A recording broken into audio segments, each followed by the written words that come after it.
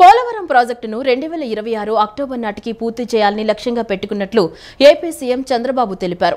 2025 December నాటికి diaphragm wall పూర్తి కావాలని అధికారులకు చెప్పానని తెలిపారు. పోలవరం ప్రాజెక్టు ఒక ఐకానిక్ ప్రాజెక్టుగా ప్రత్యేక గుర్తింపు తీసుకుని రావాల్సిన ఆవశ్యకత ఉందన్నారు. వాస్తవిక దృక్పథంతో పనులు పూర్తి చేయడం, అందుకనుగుణంగా నిర్దేశించుకున్న లక్ష్యాలను ఛేదించే క్రమంలో అధికారులు మరింత సమర్థవంతంగా పనితీరు చూపాల్సి ఉంటుందన్నారు. పోలవరం ప్రాజెక్టు వద్ద సీఎం చంద్రబాబు సుడిగాలి పర్యటన చేశారు. హెలికాప్టర్లో పోలవరం చేరుకున్న సీఎం వస్తూనే విహంగ వీక్షణం చేశారు. ఆ తర్వాత మంత్రి నిమ్మల రామానాయుడు ఇతర అధికారులతో కలిసి వ్యూ పాయింట్కు వెళ్లారు. పోలవరం గ్యాప్ 1 పనులను పరిశీలించి ఛాయాచిత్ర ప్రదర్శనను తిలకించారు. ప్రాజెక్టు రోడ్డు మార్గం ద్వారా నిర్మాణ ప్రాంతానికి వెళ్లి అక్కడి పనులు పరిశీలించారు. డయాఫ్రమ్ వాల్ నిర్మాణ పనులపై ఆరా తీశారు. అనంతరం అధికారులతో సీఎం సమీక్ష నిర్వహించి పోలవరం ప్రాజెక్టు పనుల షెడ్యూల్ను ప్రకటించారు. పోలవరం ప్రాజెక్టు ఏపీకి జీవనాడని సీఎం చంద్రబాబు అన్నారు. ఈ ప్రాజెక్టు వల్ల 7.20 లక్షల ఎకరాల కొత్త ఆయకట్టు అందుబాటులోకి వస్తుందన్నారు. 28 లక్షల మందికి త్రాగునీరు, 960 మెగావాట్ల విద్యుత్ ఉత్పత్తి సాధ్యపడుతుందన్నారు. విశాఖ పారిశ్రామిక అవసరాలు, తాగునీటికి 23 టీఎంసీలు అందుబాటులోకి వస్తాయని చెప్పారు. పోలవరం అమరావతి రాష్ట్రానికి 2 కళ్లని అన్నారు. పోలవరం పూర్తి చేసి నదుల అనుసంధానం చేస్తే రాష్ట్రానికి గేమ్ చేంజర్ అవుతుందని తెలిపారు. పట్టిసీమ ద్వారా కృష్ణానదికి అనుసంధానం చేశామని, రాబోయే రోజుల్లో నేరుగా కృష్ణా నుంచి నాగార్జున సాగర్ కెనాల్ అనుసంధానం చేయాలని చెప్పారు. గొల్లిపల్లి రిజర్వాయర్ వస్తే చాలా వరకు ఇబ్బంది ఉండదన్నారు. వెలిగొండ ఇరిగేషన్కు కూడా నీళ్లిచ్చే పరిస్థితి వస్తుందన్నారు. అక్కడి నుంచి బనకచెర్లకు నీటిని తీసుకువెళ్లొచ్చన్నారు. నేరుగా నీటిని విశాఖకు కూడా తరలించి ఉత్తరాంధ్ర సుజలా స్రవంతి అక్కడి నుంచి వంశధారకు వెళ్తుందన్నారు. ఈ పనులన్నీ పూర్తి చేయగలిగితే రాష్ట్రంలో అన్ని జిల్లాలకు ఉపయోగం ఉంటుందన్నారు. శ్రీకాకుళం నుంచి కర్నూలు, నెల్లూరు, చిత్తూరు, తిరుపతి వరకు నీటి సమస్య ఉండదని తెలిపారు. ప్రాజెక్టు ప్రాముఖ్యత చూస్తే 50 లక్షల క్యూసెక్లు డిశ్చార్జ్ చేసే సామర్థ్యం ఉందని, 93 మీటర్లు డయాఫ్రమ్ వాల్, అత్యంత ఎత్తైన స్పిల్వే గేట్లు ఏర్పాటు చేస్తున్నామని అన్నారు. బహుళ ప్రయోజనాల కోసం వినియోగించే ప్రాజెక్టు పోలవరం అని సీఎం చంద్రబాబు తెలిపారు. ఇటీవల పీపీఏ ఎక్స్పర్ట్స్, టీడబ్ల్యూసీ వీళ్ళందరూ కూడా ఒక 3 రోజులు వర్క్ షాప్ పెట్టారు. ప్యానల్ ఆఫ్ ఎక్స్పర్ట్స్ 2 టైమ్స్ ఇక్కడికి వచ్చారు. డీ వాటరింగ్ గానీ, అప్రోచ్ రోడ్ నిర్మాణం గానీ, వర్కింగ్ ప్లాట్ఫామ్స్ అన్ని పనులని మొదలు పెట్టాం. మళ్ళీ దీన్ని స్పీడప్ చేస్తున్నాం. ఈ స్పీడప్ చేసే కార్యక్రమంలో మీరు చూస్తే కొత్తగా డయాఫ్రమ్ వాల్, ఈసీఆర్ఎఫ్ డ్యామ్ 2 కూడా ప్యానల్ గా చేయొచ్చని కూడా ఇండికేషన్ ఇస్తున్నారు. దాన్ని కూడా ఫాలో అప్ చేస్తున్నాం. ఇంకో పక్క దెబ్బతిన్న డయాఫ్రమ్ వాల్ స్థానంలో కొత్త డయాఫ్రమ్ వాల్ ఇప్పుడే మీరు చూశారు. అది కూడా వర్క్ స్టార్ట్ చేస్తున్నాం. కొత్త డయాఫ్రమ్ వాల్ ఎక్విప్మెంట్ అంతా కూడా వస్తుంది, మెషిన్స్ అవన్నీ. ఇది జనవరి 2వ తారీఖున ప్రారంభం అవుతుంది, వర్క్ స్టార్ట్ అవుతుంది. 2026 మార్చి నాటికి డయాఫ్రమ్ వాల్ అన్నారు, కానీ నేను చాలా స్పష్టంగా చెప్పింది 2025 డిసెంబర్కే డయాఫ్రమ్ వాల్ పూర్తి కావాలని. ఈసీఆర్ఎఫ్ గ్యాప్ 1 డిసెంబర్ 10న పనులు మొదలవుతాయి. 26 ఫిబ్రవరిలో పూర్తి చేస్తా ఉన్నారు. అవసరమైతే ప్రీపోన్ చేయమంటున్నారు. ఈసీఆర్ గ్యాప్ 2 పనులు మొదలైనాయి. 27 డిసెంబర్ అంటున్నారు, కుదరదు, ఇంకా ముందే చేయాలన్నా.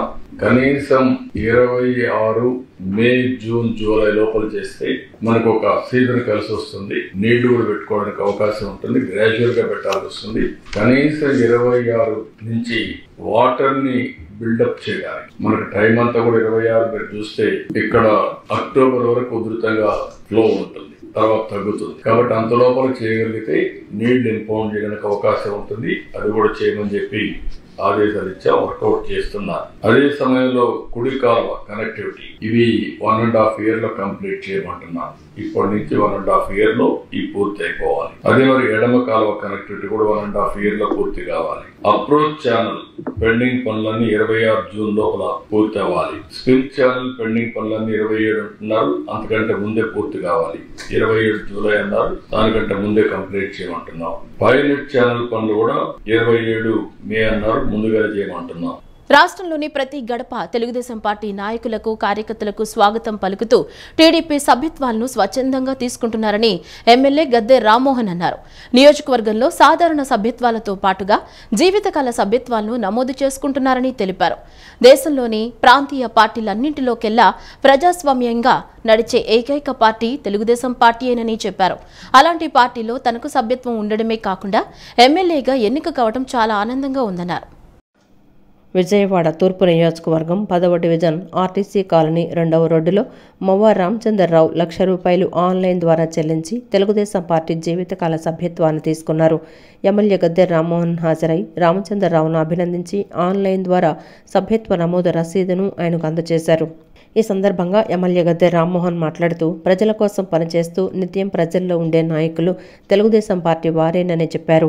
తెలుగుదేశం పార్టీ సభ్యత్వ నమోదులో ఇప్పటికే రికార్డు నమోదు చేసుకుందని, సభ్యత్వ నమోదు ప్రక్రియ మొగయడానికి ఇంకా సమయం ఉందని, ఈలోగా మరిన్ని రికార్డులను తెలుగుదేశం పార్టీ నమోదు చేసుకుంటుందని అన్నారు. రాష్ట్రంలో అమలు చేస్తున్న సంక్షేమ పథకాలు, చేస్తున్న అభివృద్ధిని చూసి ప్రజలే స్వచ్ఛందంగా వచ్చి తమకు టీడీపీ సభ్యత్వం కావాలని అడిగి మరీ సభ్యత్వాన్ని తీసుకుంటున్నారని చెప్పారు. ఈ 6 నెలల కూటమి ప్రభుత్వ పాలనలో రాష్ట్రంలో అమలు చేసిన సంక్షేమ పథకాలను ప్రతి గడపకు పార్టీ నాయకులు, కార్యకర్తలు వెళ్లి వివరించి సభ్యత్వాల నమోదు ప్రక్రియను విజయవంతంగా పూర్తి చేయాలని ఎమ్మెల్యే గద్దె రామ్మోహన్ అన్నారు. సాధారణ సభ్యత్వాలతో పాటు నియోజకవర్గంలో జీవితకాల సభ్యత్వాలను తీసుకుంటున్న వారికి ఎమ్మెల్యే గద్దె రామ్మోహన్ ప్రత్యేకంగా అభినందనలు తెలిపారు. కార్యక్రమంలో కార్పొరేటర్లు దేవినేని అపర్ణ, ముమ్మనేని ప్రసాద్ తదితరులు పాల్గొన్నారు. భవానీ దీక్షల విరమణకు బెజవాడ శ్రీ కనకదుర్గమ్మ ఆలయం ముస్తాబవుతోంది. రాష్ట్రం నుంచే కాక దేశం నలుమూలల నుంచి అధిక సంఖ్యలో భవానీ భక్తులు తరలివచ్చి అమ్మవారిని దర్శించుకోనున్న నేపథ్యంలో అన్ని ఏర్పాట్లు సిద్ధం చేస్తున్నట్లు ఆలయ ఈవో కెఎస్ రామారావు తెలిపారు. మరో వారం రోజుల్లో విజయవాడ ఇంద్రకీలాద్రి, అరుణకీలాద్రిగా మారబోతోంది. ఈ నెల 21 నుంచి ప్రారంభమయ్యే భవానీ దీక్షల విరమణలకు బెజవాడ ఇంద్రకీలాద్రి సర్వం సిద్ధమవుతోంది. ప్రతి ఏటా నియమనిష్టలతో అమ్మవారిని పూజించడానికి భవానీ దీక్షను స్వీకరిస్తుంటారు. మండల, అర్ధమండల దీక్ష చేపట్టి ప్రతిరోజు అమ్మవారిని నియమనిష్టలతో పూజిస్తుంటారు. తమ భవానీ దీక్ష విరమణ కోసం భవానీ దీక్షాదారులు సుదూర ప్రాంతాల నుంచి కాలినడకన బెజవాడ ఇంద్రకీలాద్రికి చేరుకుంటారు. ఉమ్మడి తెలుగు రాష్ట్రాలతో పాటు దేశం నలుమూలల నుంచి భారీ సంఖ్యలో తరలివస్తారు. భవానీ దీక్షాదారులకు ఎలాంటి ఇబ్బందులు తలెత్తకుండా అన్ని ఏర్పాట్లు సిద్ధం చేస్తున్నారు. దుర్గగుడిలో కనకదుర్గమ్మ దర్శనం కోసం భవానీలకు క్యూలైన్లు ఏర్పాటు చేశారు. కొండ దిగువ నుంచి 3 క్యూలైన్లు కొండపైకి ఏర్పాటు చేశారు. దుర్గా ఘాటు, భవానీ ఘాటు, పున్నమి ఘాటు, సీతమ్మ పాదాల వద్ద జల్లు స్నానాలు ఏర్పాటు చేస్తున్నారు.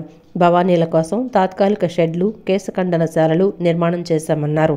ప్రత్యేక కౌంటర్ల ద్వారా అమ్మవారి లడ్డూ ప్రసాదాన్ని అందిస్తామని తెలిపారు. ప్రతిరోజు 5 లక్షల లడ్డూలు అందుబాటులో ఉండేలా చర్యలు తీసుకుంటున్నామని ఈవో తెలిపారు. భవానీలు గిరి ప్రదక్షిణ చేసి అమ్మవారిని దర్శించుకోవటం ఆనవాయితీగా వస్తోందని, గిరి ప్రదక్షిణ చేసేవారికి ఎటువంటి ఇబ్బందులు లేకుండా చర్యలు చేపడుతున్నామని ఈవో కెఎస్ రామారావు తెలిపారు. ఈ ఏడాది 6 నుంచి 7 లక్షల మంది భక్తులు అమ్మవారిని దర్శించుకునేందుకు వస్తారని అంచనా అని రద్దీని దృష్టిలో ఉంచుకొని తగు ఏర్పాట్లు చేస్తున్నామని ఈవో స్పష్టం చేశారు. అన్నదానం భవనం ఎక్కడైతే జరుగుతుందో అక్కడే షెడ్ వేసి అక్కడ అన్నదానం ఏర్పాటు చేస్తాం. దర్శనానంతరం అన్నప్రసాదం తీసుకున్నాక లేదా అన్నప్రసాదానికంటే ముందు భక్తులు ఇరుముడి సమర్పిస్తారు. ఆ ఇరుముడి సమర్పణకు దాదాపు 100 కౌంటర్లు ఏర్పాటు చేస్తాం, బాక్సులు. అక్కడ ఇరుముడి వాళ్ళు తీసి అందులో వేస్తుంటారు. బియ్యాన్ని, తదితర వస్తువులను అందులో వేస్తారు. దానికి గురు భవానీలు ఉండి ఆ ఇరుముడి స్వీకరణ, ఇరుముడి దాంట్లో అవి తీసుకునే ప్రయత్నం వాళ్ళు చేస్తారు. అక్కడి నుంచి ఇరుముడి సమర్పించిన తర్వాత ముందుకెళ్ళి ఈ హోమగుండాల దగ్గరికి వెళ్తారు. ఈ మధ్యలో కొబ్బరికాయ కూడా అమ్మవారికి ఆఫర్ చేస్తారు. బయట ప్రదేశాన్ని ఏర్పాటు చేశాము. కొబ్బరికాయ కొట్టిన తర్వాత హోమగుండం దగ్గరికి వెళ్ళి ఆ హోమగుండంలో వాళ్ళు తెచ్చినటువంటి నేతి వెంకాయను అందులో సమర్పిస్తారు. సమర్పించిన తర్వాత ముందుకు కదులుతారు. అన్నదానం తీసుకొని, అన్నప్రసాదం తీసుకొని ముందుకు వెళ్తారు. ఇలాగా దీనికి కావలసినటువంటి ఈ ఇరుముడి సమర్పణ కోసం బాక్సులు ఏర్పాటు చేయడం జరిగింది. స్టాండ్స్ ఏర్పాటు చేసాం, 100 స్టాండ్స్ ఏర్పాటు చేసాము. మరి హోమగుండాలు 3 ఏర్పాటు చేశాము. కొబ్బరికాయ కొట్టే ప్రదేశాన్ని విశాలంగా ఓపెన్లో పెట్టాము. ఇలా ఇన్ని కార్యక్రమాలు చేసిన తర్వాత లడ్డు ప్రసాదానికి వెళ్తారు. లడ్డు ప్రసాదం కాస్త ఎక్కువ సంఖ్యలో ఆశిస్తారు. ఒక్కొక్కరు 100 లడ్లు కూడా తీసుకున్న సందర్భాలు ఉంటాయి భవానీలు. కాబట్టి లడ్డూలు విశేషంగా లడ్డు తయారీకి ప్రత్యేకంగా ఏర్పాట్లు చేయడం జరిగింది. ఆరుద్ర నక్షత్రం సందర్భంగా పాత శివాలయం శివనామస్మరణతో మారుమ్రోగుతుంది. తెల్లవారుజాము నుంచే భక్తులు మహాశివునికి మహాన్యాస ఏకాదశ రుద్రాభిషేకం, అభిషేకాలు, అర్చనలు భక్తి శ్రద్ధలతో నిర్వహించుకున్నారు. పరమేశ్వరునికి ప్రీతిపాత్రమైన సోమవారం, ఆరుద్ర రెండూ ఒకే రోజు కలిసి రావడంతో ఆలయానికి భక్తులు పెద్ద ఎత్తున పోటెత్తారు. ధర్మరాజు చేత ప్రతిష్ఠించబడిన విజయవాడ 1 టౌన్ పాత శివాలయం శ్రీ బ్రహ్మరాంబ మల్లేశ్వర స్వామివార్ల ఆలయంలో స్వామివారి జన్మ నక్షత్రం ఆరుద్ర నక్షత్రం సందర్భంగా అధిక సంఖ్యలో భక్తులు పోటెత్తారు. సోమవారం ఈ ప్రత్యేక పర్వదినం రెండూ ఒకే రోజు కలిసి రావడంతో భక్తులు ఆలయానికి పోటెత్తారు. వచ్చిన భక్తులు స్వామివారికి మహాన్యాస ఏకాదశ రుద్రాభిషేకం, అభిషేకాలు, అర్చనలు తదితర వాటిని అత్యంత భక్తి శ్రద్ధలతో నిర్వహించుకున్నారు. ఆలయ ఈవో నటరాజ షణ్ముఖం మాట్లాడుతూ ఆలయంలో సకల ఏర్పాట్లు చేశామన్నారు. ఇరుముడులు కట్టించుకుంటున్న శివదీక్షాపరులకు, అయ్యప్ప దీక్షాపరులకు ప్రతిరోజు ఉదయం అల్పాహారం, మధ్యాహ్నం సద్ది ఉచితంగా ఏర్పాటు చేస్తున్నామన్నారు. ప్రతిరోజు శివదీక్షాపరులు ఆలయానికి వచ్చి సుమారు 100 మందికి పైగా ఇరుముడులు కట్టించుకుంటున్నారన్నారు. కేజీల బియ్యంతో స్వామి అమ్మవారికి అభిషేకం జరుగుతుంది. నిన్న కళ్యాణం కూడా జరిగింది. అలాగే ఈరోజు కూడా అభిషేకం కొనసాగుతుంది. అలాగే ఈ స్వామివారికి మాలాధారణ వేసుకున్న శివస్వాములకి ప్రతిరోజు కూడా ఇరుముడు 30-40 ఇరుముడు కూడా కార్యక్రమం జరుగుతుంది. అలాగే ఈ అయ్యప్ప స్వామి భక్తులకి అలాగే శివస్వాములకి ప్రతిరోజు కూడా ఉచిత అన్న సమారాధన భక్తుల సహాయంతో అలాగే దేవస్థాన నిధులతో కూడా ఏర్పాటు చేయడం జరుగుతుంది. ఎవరైతే శివస్వాములు కానీ అయ్యప్ప స్వాములు కానీ భక్తులు కానీ మా దేవస్థానానికి వస్తున్నారో వారికి ఎటువంటి ఇబ్బంది లేకుండా శానిటేషను అలాగే క్యూ లైను, ఉచిత దర్శనం, ప్రసాదం కూడా ఏర్పాటు చేస్తున్నాం. ప్రతిరోజు కూడా భక్తులు అధిక సంఖ్యలో వస్తున్నారు. కావున స్వామివారిని దర్శించవలసిందిగా కోరి ప్రార్థిస్తున్నాం. అనంతరం ఆలయ అర్చక స్వామి రాఘవేంద్ర శర్మ మాట్లాడుతూ ఆరుద్ర నక్షత్రం సందర్భంగా స్వామివారికి మహాన్యాస ఏకాదశ రుద్రాభిషేకం, వివిధ రకాలైన పళ్లతో అభిషేకాలు, అర్చనలు తదితర వాటిని నిర్వహించామన్నారు. ప్రతిరోజు 100కు పైగా శివదీక్షాపరులకు ఇరుముడులు కట్టినట్లు తెలిపారు. విశేషమైన ఆరుద్ర నక్షత్రం రోజున స్వామివారిని దర్శించుకుంటే మదిలో కోరిన కోరికలు నెరవేరుతాయని ఆలయ అర్చకులు తెలిపారు. అభిషేక కార్యక్రమాలు ఏర్పాటు చేయడం జరిగింది. భక్తులందరూ కూడా వారి వారి యథాశక్తానం కొలది పాలు, తేనె, నెయ్యి, పంచదార, వివిధ రకాల పళ్ళ రసాలు, పంచామృతాలతో స్వామివారి అభిషేక కార్యక్రమాలు తెల్లవారుజామున 4 గంటల నుంచి సుమారుగా 1 గంట దాకా అభిషేక కార్యక్రమాలు జరిగినాయి. దీనికి మార్గశిర మాస ఆర్ద్ర నక్షత్రానికి సోమవారం ఎంతో విశేషం. దానివల్ల భక్తులందరూ కూడా పొద్దున్నుంచి స్వామివారిని దర్శించుకోవడం, అలాగే అభిషేక కార్యక్రమాలు చేసుకోవడం జరిగింది. మధ్యాహ్నం 1 గంట దాకా అభిషేక కార్యక్రమాలు అయ్యి స్వామివారికి ఇప్పుడే అలంకరణ చేయడం జరిగింది. భక్తులు ఎవరు కూడా ఎక్కడా ఇబ్బంది పడకుండా ఉండడానికి తెల్లవారుజాము 4 గంటల నుంచి కూడా ప్రత్యేక క్యూ లైన్లు ఏర్పాటు చేయడం జరిగింది. చివరి భూములకు సాగునీరు అందించడమే ధ్యేయంగా సమిష్టి కృషి చేద్దామని ఎమ్మెల్యే మండలి బుద్ధప్రసాద్ అన్నారు. రాష్ట్ర ఉప ముఖ్యమంత్రి పవన్ కళ్యాణ్ అవుట్ ఫాల్ స్లూయిజులు, లాక్ల మరమ్మతులపై దృష్టి పెట్టిన నేపథ్యంలో కూటమి ప్రభుత్వం చొరవతో సాగునీటి సమస్యలు తీరతాయని ఆశాభావం వ్యక్తం చేశారు. కృష్ణా జిల్లా ఆవనిగడ్డలోని ఎమ్మెల్యే మండలి బుద్ధప్రసాద్ కార్యాలయంలో జనసేన పార్టీలో చేరికలు జరిగాయి. కోడూరు మండలం రామకృష్ణాపురం మాజీ సర్పంచి, సాగునీటి సంఘాధ్యక్షుడు దేవనబోయిన వెంకటేశ్వరరావు, హంసలదేవి మాజీ సర్పంచి, సాగునీటి సంఘం అధ్యక్షుడు ఇజ్జినేని శివాజీ, దేవనబోయిన బసవయ్య, చేబోయిన సుధాకర్ ఎమ్మెల్యే బుద్ధప్రసాద్ సమక్షంలో జనసేన పార్టీలో చేరారు. ఎమ్మెల్యే బుద్ధప్రసాద్, నియోజకవర్గ యువ నాయకులు మండల వెంకట్రావు జనసేన కండువాలు కప్పి పార్టీలోకి సాదరంగా స్వాగతం పలికారు. అనంతరం ఎమ్మెల్యే మండలి బుద్ధప్రసాద్ మాట్లాడుతూ సీనియర్ నాయకులు చల్లపల్లి శ్రీనివాసరావు తీర ప్రాంత రైతాంగానికి బాసటగా నిలిచేవారని, భూముల సమస్యపై, రైతుల సమస్యపై అనేక పోరాటాలు చేశారన్నారు. కృష్ణా డెల్టా పరిరక్షణ ఉద్యమంలో, పులిగడ్డ పెనుమూడి వంతెన పోరాటంలో, విద్యుత్ ఉద్యమంలో ఆయనతో కలిసి పనిచేసినట్లు తెలిపారు. కోడూరు మండలంలో సాగునీటి సమస్యలు ఎదురైనప్పుడు పరిష్కారం కోసం తపన పడేవారన్నారు. రైతు సమస్యలపై చల్లపల్లి శ్రీనివాసరావు చివరి దశ వరకు సాగించిన పోరాటంలో తాను ప్రతిపక్షంలో ఉన్న సమయంలో ఆయనతో కలిసి పోరాటం, అధికారంలో ఉన్నప్పుడు ఆయా సమస్యలు పరిష్కారం చేసినట్లు తెలిపారు. ఉల్లిపాలెం భవానీపురం మధ్య ఒక ఫ్రంట్ ఏర్పాటు చేయాలని చల్లపల్లి శ్రీనివాసరావు తనను కోరితే తాను బ్రిడ్జి నిర్మించినట్లు తెలిపారు. సమాజంలో అట్టడుగు వర్గాలకు జనసేన అధినేత పవన్ కళ్యాణ్ ఇస్తున్న ప్రాధాన్యత గమనించి జనసేన పార్టీలో చేరారన్నారు. అంటే ఇవాళ వాళ్ళందరూ కూడా ఒక సామాజిక చింతనతో వాళ్ళ రాజకీయ భేదాలు ఉండొచ్చు కానివ్వండి, వారి యొక్క విప్లవ పంద వాళ్ళది ఏ పంద అయినప్పుడు కూడా వారు ప్రజల గురించి ఆరాటపడేవారు. ప్రజల సమస్యల్ని తీర్చాలని చెప్పిన ప్రయత్నం చేసేవారు. అందులో పేద రైతాంగానికి బాసట నిలిచేవారు, శ్రమజీవుల తరపున నిలబడేవారు. అయితే వారు మరణానంతరం వారితో పాటు ఉన్న అనుచర గణానికి ఒక పెద్ద దిక్కు లేని పరిస్థితి ఏర్పడింది. దాంట్లో ప్రత్యేకించి ఇప్పుడు మన దేవనపల్లి వెంకటేశ్వరరావు గారు, వీరు రామకృష్ణాపురంలో సర్పంచ్గా పనిచేశారు. అలాగే మన శివాజీ గారు, వీరు అంశదేవుల సర్పంచ్గా పనిచేశారు. అలాగే ఇక్కడున్న పెద్దలు దేవనపోయిన బస్వయ్య గారు కానివ్వండి, అలాగే చేయబోయిన సుధాకర్ కానివ్వండి, వీరంతా కూడా చలపతి శ్రీనివాసరావు గారి వర్గంలో ప్రధానమైన పాత్రధారులుగా ఉంటుంది. స్వర్ణాంధ్ర 2047 విజన్ డాక్యుమెంట్ ను రూపొందించి ప్రజల ముందు ఉంచడం అభినందనీయమని మాజీ మంత్రి వడ్డే శోభనాద్రేశ్వరరావు అన్నారు. గత 5 ఏళ్ల జగన్ ప్రభుత్వం రాష్ట్రాన్ని అప్పుల ఊబిలో ముంచడమే కాక హద్దుల్లేని అవినీతితో ప్రభుత్వ పాలన సాగించారన్నారు. ప్రస్తుతం ముఖ్యమంత్రి చంద్రబాబు ఆ పరిస్థితులను చక్కదిద్ది గాడిన పెట్టి రాష్ట్రాన్ని అభివృద్ధి పదంలో నడిపిస్తున్నారని ఆశిస్తున్నామన్నారు. ఆంధ్రప్రదేశ్ సత్వర అభివృద్ధి సాధనకై తీసుకోవాల్సిన చర్యలపై ముఖ్యమంత్రి చంద్రబాబు నాయుడుకు సూచనలు చేస్తూ మాజీ ఎంపీ వడ్డే శోభనాద్రేశ్వరరావు బహిరంగ లేఖ రాశారు.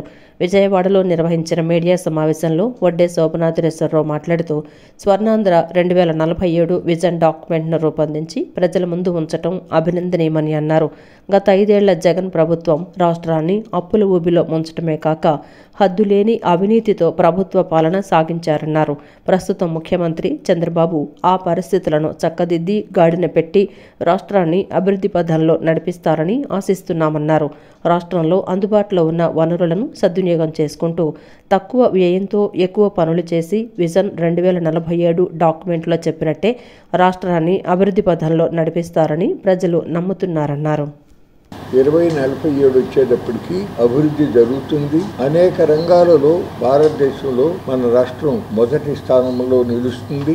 ప్రపంచంలోనే ఒక ప్రముఖ స్థానం ఆంధ్రప్రదేశ్ రాష్ట్రం పొందగలుగుతుందనే ఆకాంక్షని ఆయన వ్యక్తం చేశారు. ప్రత్యేకంగా కేంద్ర ప్రభుత్వం వికసిత్ 2047 అనేటటువంటి విజన్ ని భారత ప్రధానమంత్రి నరేంద్ర మోడీ కొంతకాలం క్రితం ప్రకటించారు. ఇక్కడ ముఖ్యంగా మనం గమనించవలసింది ఏంటంటే, మనం కోరుకుంటాం, లక్ష్యాలు నిర్దేశించుకుంటాం, కానీ అవి చేరటం అనేది, మన యొక్క కళలు నిజమవటం అనేది అంత సులభం కాదు. ఉదాహరణకి నరేంద్ర మోడీ గారు స్వామినాథన్ కమిషన్ చెప్పినట్టుగా సమగ్ర పంటల ఉత్పత్తి వ్యయానికి 50% కలిపి ఇస్తాను అని చెప్పి 2014 ముందు అనేక సభలలో చెప్పారు. కానీ ప్రధానమంత్రి పదవిలోకి వెళ్ళిన తర్వాత ఇది సాధ్యపడదు అని చెప్పి సుప్రీంకోర్టుకి ఒక ఎఫిడవిట్ పంపించారు. అదే కాకుండా రైతుల ఆదాయం 2022 వచ్చేటప్పటికి రెట్టింపు అవుతుంది అని 2016లో ఆయన ప్రకటించారు. కేవలం 30% మాత్రమే పెరిగి ఆ ప్రధానమంత్రి గారే ఇప్పుడు మళ్ళీ మన భారతదేశంలో ఇప్పుడున్నటువంటి భారత ఆర్థిక వ్యవస్థ $3.6 ట్రిలియన్. ఇది 2047 వచ్చేటప్పటికి $30 లక్షల వెళ్తుంది అని చెప్పి చెప్తా ఉన్నారు.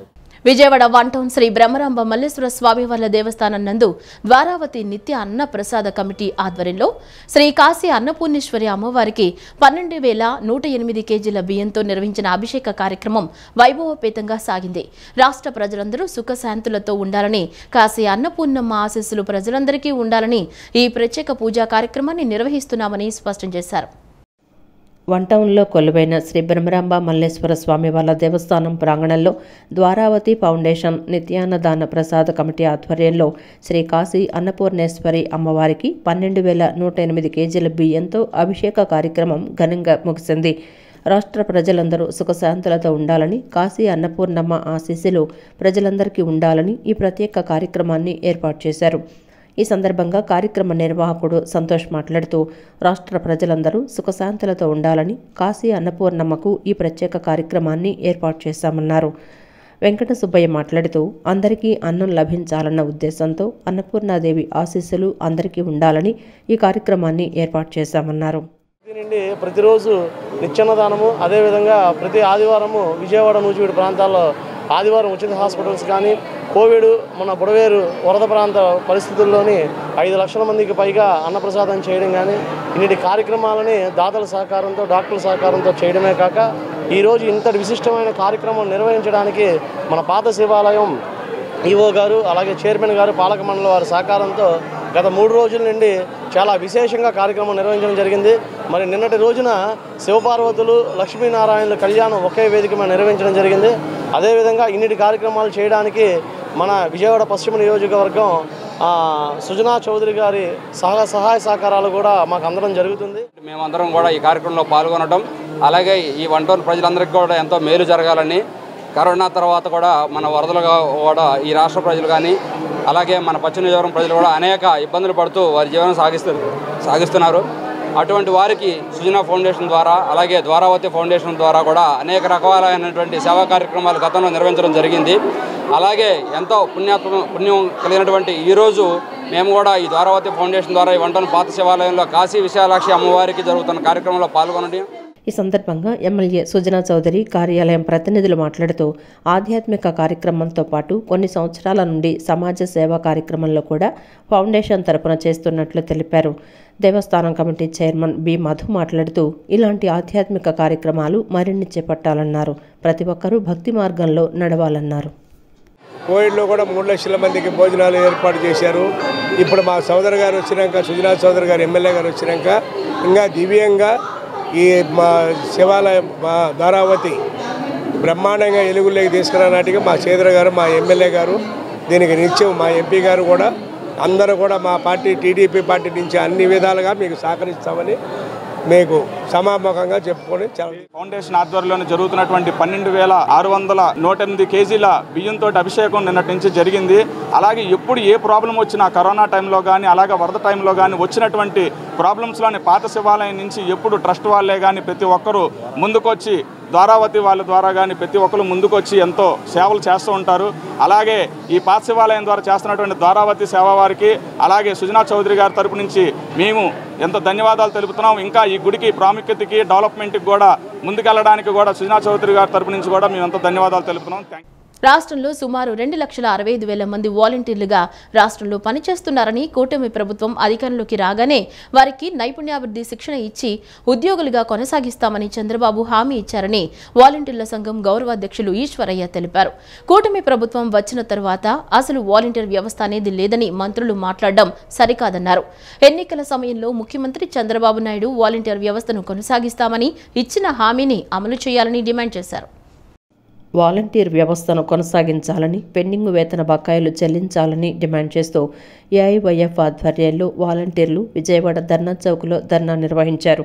ఈ సందర్భంగా వాలంటీర్ల సంఘం గౌరవాధ్యక్షులు ఈశ్వరయ్య, వాలంటీర్ మమత మాట్లాడుతూ 2.60 లక్షల మంది వాలంటీర్లుగా పనిచేస్తున్నామని, 6 నెలలుగా పోరాటాలు చేస్తున్నా ప్రభుత్వం స్పందించడం లేదని అన్నారు.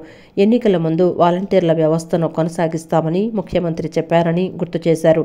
ఇటీవల వచ్చిన వరదల్లో వాలంటీర్ల సేవలను ఎలా వినియోగించుకున్నారని ప్రశ్నించారు. మహిళలకు అధర్మం జరగకూడదన్న పాలకులే అన్యాయం చేస్తున్నారని విమర్శించారు. స్కిల్ డెవలప్మెంట్లో కొనసాగిస్తామని ముఖ్యమంత్రి చంద్రబాబు నాయుడు హామీ ఇచ్చారన్నారు. 6 మాసాలుగా జీతాలు కూడా పెండింగ్లో పెట్టి రూపాయి కూడా ఇవ్వలేదన్నారు. ఎన్నికల సమయంలో వాలంటీర్లకు అండగా ఉంటామని మాట ఇచ్చి ఇప్పుడు మోసం చేస్తారా అంటూ ఆగ్రహం వ్యక్తం చేశారు. తమ సమస్యలపై CM Chandrababu, deputy CM Pawan కళ్యాణ్లు స్పందించాలంటూ తమ వాలంటీర్లకు ఉద్యోగ భద్రత కల్పించాలని వాలంటీర్లు డిమాండ్ చేశారు. అలాంటి విపత్కర సమయాల్లో ప్రాణాలకు తెగించి పనిచేసి ఏ ఇంట్లో ఎవరికి ఏ ఆపద వచ్చినా కూడా వాలంటీర్లు ఆదుకున్నటువంటి పరిస్థితి ఈరోజు ఒకవైపు ఉంది. ప్రతి 25 మందికి ఒకరు సర్వీస్ చేసేటువంటి పద్ధతుల్లో ఇతర దేశాల్లో కూడా అలాంటి వ్యవస్థ కొనసాగుతున్నటువంటి నేపథ్యంలో మీ రాజకీయాల కోసం వారిని బలి చేస్తారా? వాళ్ళంతా వాలంటీర్లు అందరూ కూడా వైఎస్ఆర్సీపీ పార్టీ సభ్యులని మీతో ఎవరైనా ప్రకటించారా? మరి మేము అడుగుతా ఉన్నాం. ఆనం రామనారాయణ రెడ్డి గారికి మంత్రి పదవి ఇచ్చినప్పుడు మీకు పార్టీ పేరు కనిపించలేదా? లేదా కొలుసు పార్థసారథి గారికి మంత్రి పదవి ఇచ్చినప్పుడు మీకు కనిపించలేదా? సామినేని ఉదయ్ బాల్ను మీ పార్టీలో చేర్చుకున్నప్పుడు మీకు ఆ పదవులు కనిపించలేదా? బాలినేని శ్రీనివాసరెడ్డిని మీ పార్టీలో చేర్చుకున్నప్పుడు ఆ పదవులు కనిపించలేదా? ఎందుకండి 5,000 రూపాయల వేతనం నడి రోడ్డు మీద పడేయటం ఇదేనా మీ ధర్మం? మరి ఎన్డీఏ ప్రభుత్వం మరి చంద్రబాబు నాయుడు గారు అన్నారు స్కిల్ డెవలప్మెంట్లో మిమ్మల్ని అందరినీ కొనసాగిస్తామన్నారు. ఇదేనా అండి స్కిల్ డెవలప్మెంట్ అంటే? నడి రోడ్డు మీద మమ్మల్ని ఉంచబెట్టి ఈరోజు ఈ పరిస్థితికి తీసుకురావడమేనా మీరు చేసిన స్కిల్ డెవలప్మెంట్? మీరు ఇచ్చిన వాగ్దానాన్ని అమలు చేయాలి. ఉగాది రోజున తీపి కబురు అన్నారు. ఏదండి మీ తీపి కబురు? ఇదేనా మీ తీపి కబురు మాకు ఇచ్చేది? మీరు కనుక మా వ్యవస్థని కొనసాగించిన ఎడల మమ్మల్ని అందరినీ మీరు ఈరోజు ఎలా అయితే రోడ్డు మీద తీసుకొచ్చారో ఇదే రానున్న రోజుల్లో మరీ తీవ్రంగా మేము వెళ్తామని మిమ్మల్ని యొక్క సభ ద్వారా సమయంగా వేడుకుంటున్నామండి. కూటమి ప్రభుత్వం వచ్చాక తమకు న్యాయం జరుగుతుందని భావించామని 6 నెలలైనా తమకు న్యాయం జరగలేదని ఏపీ వెలుగు విఓఏ ఉద్యోగుల సంఘం రాష్ట్ర ప్రధాన కార్యదర్శి ధనలక్ష్మి తెలిపారు. 5 నెలలుగా వేతనాలు లేక విఏఓలు తీవ్ర ఇబ్బందులు పడుతున్నారన్నారు. వేతనాలు ఇవ్వకుండా ఇబ్బందులు పడుతున్నారని తెలిపారు. గాంధీనగర్ ధర్నా చౌక్లో ఏపీ వెలుగు విఓఏ ఉద్యోగుల సంఘం ఆధ్వర్యంలో రాష్ట్ర వ్యాప్తంగా ఉన్న వెలుగు ఉద్యోగుల ధర్నా నిర్వహించారు. తమ న్యాయమైన డిమాండ్లను పరిష్కరించాలని నినదించారు. ఈ సందర్భంగా ఏపీ వెలుగు విఓఏ ఉద్యోగుల సంఘం రాష్ట్ర అధ్యక్ష ప్రధాన కార్యదర్శులు మాట్లాడుతూ కూటమి ప్రభుత్వం వచ్చాక తమకు న్యాయం జరుగుతుందని భావించామన్నారు. 5 నెలలుగా వేతనాలు లేక విఓఏలు తీవ్ర ఇబ్బందులు పడుతున్నారన్నారు. నెలకు 8,000 వేతనాన్ని 15,000 మందికి ఇవ్వకుండా ఇబ్బందులు పెడుతున్నారని తెలిపారు. సమస్యలను పరిష్కరించడంలో గత ప్రభుత్వం తరహాలోనే ఈ ప్రభుత్వం వ్యవహరిస్తోందన్నారు. విఓఏలు ఇల్లు గడవక తీవ్ర ఇబ్బందులు పడుతున్నారని తెలిపారు. ప్రతిపక్షంలో ఉన్న సమయంలో వారి సమస్యలు పరిష్కరిస్తామని టీడీపీ నేతలు హామీ ఇచ్చారని, కూటమి ప్రభుత్వం వచ్చి 6 నెలలైనా స్పందన లేదన్నారు. కాలపరిమితి సర్క్యులర్ను వెంటనే రద్దు చేయాలని డిమాండ్ చేశారు. తమ న్యాయమైన డిమాండ్లను పరిష్కరించి ఇచ్చిన హామీలను నిలబెట్టుకోవాలన్నారు. వేతనాలు వెంటనే చెల్లించుకుంటే పెద్ద ఎత్తున పోరాటం చేస్తామని విఓఏలు హెచ్చరించారు. 2024 జనవరి 30-31 తేదీల్లో ఇదే ప్లేస్ లో 36 గంటల ధర్నా చేశాం. రాత్రిపూట దోమలు కుడుతున్నా, పందికొక్కులు మా మీదుగా తిరుగుతా ఉన్నా, ఎలుకలు తిరుగుతా ఉన్నా, కుక్కలు మా పక్కనే పడుకున్నా మేము ఇక్కడే 36 గంటల ధర్నా చేసే పని చేశాం. ఆ సందర్భంగా వల్ల రామయ్య గారు మా ధర్నా శిబిరానికి వచ్చారు. వారు స్వయంగా చెప్పినటువంటి మాట ఏమిటంటే, చంద్రబాబు నాయుడు గారే స్వయంగా నన్ను పంపించారు వారి తరఫున. మా ప్రభుత్వం అధికారంలోకి వచ్చిన వెంటనే ఈ సర్క్యులర్ ని మేము రద్దు చేస్తాము అనే పద్ధతిలో మీడియా ఎదురుగానే ప్రకటన చేశారు. కానీ ఈ ప్రభుత్వం అధికారంలోకి వచ్చి 7 నెలలు దాటిపోయింది. అందుకనే ఈ ప్రభుత్వాన్ని కోరుతా ఉన్నాం. ఈ రోజు వేతనాలు పెంచమంటే బడ్జెట్ సమస్య ఉంది, లేదా కొత్త ఉద్యోగం ఇవ్వాలంటే బడ్జెట్ సమస్య ఉంది. కానీ కాల పరిమితి సర్క్యులర్ ని రద్దు చేయడానికి ఏ బడ్జెట్ కూడా అర్థం రాదు. తోటి దాదాపు రాష్ట్ర వ్యాప్తంగా 1,500 మంది వివోఏలకి వేతనాలు ఆగిపోవడం జరిగింది. ఇప్పటికీ కూడా వేతనాల సమస్య అటు గత ప్రభుత్వం పరిష్కారం చేయలేదు, ఈ ప్రభుత్వం కూడా అధికారంలోకి వచ్చిన వెంటనే పరిష్కారం చేస్తారని హామీ ఇచ్చింది. ఇప్పటికీ కూడా అది సమస్యను పరిష్కారం చేయలేదు. అందుకని ధర్నా సందర్భంగా ప్రభుత్వానికి విన్నవించుకుంటున్నాము. ఏదైతే లాంగ్ పెండింగ్ వేతనాలు ఉన్నాయో ఆ ఇష్యూని వెంటనే క్లియర్ చేయాలి. ఈ 5 నెలల నుంచి బకాయి ఉన్న వేతనాలు కూడా వెంటనే చెల్లించాలి. ప్రభుత్వం ఒకసారి ఆలోచించుకోవాలి వివోఏల గురించి. ఏదైతే కాలపరిమితి సర్క్యులర్ ఉందో ఆ సర్క్యులర్ని వెంటనే రద్దు చేయాలని చెప్పి, మీరు ఇచ్చిన హామీని నిలబెట్టుకోవాలని చెప్పి కోరుతున్నాము. ఈ వార్తలు ఇంతటితో సమాప్తం. నమస్కారం.